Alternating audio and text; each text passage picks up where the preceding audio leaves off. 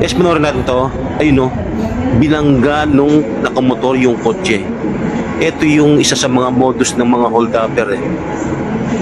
Panoorin natin. Lalo na sa mga may sasakyan. Maging aware tayo sa mga ganitong pangyayari.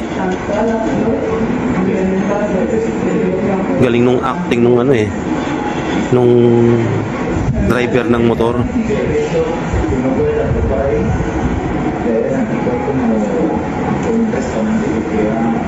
Talagang nagkunwari siya na nasaktan talaga eh. Pero panoorin niyo mabuti guys. Darating yung mga kasama niyang hold-upper niyan.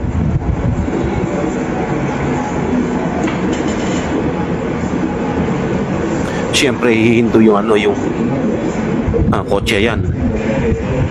Ayan yung mga kasama niyang hold-upper.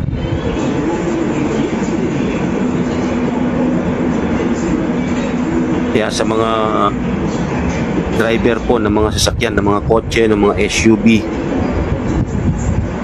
mag-ingat po tayo. Maging matalino po tayo sa daan. Limas yung mga gamit nila.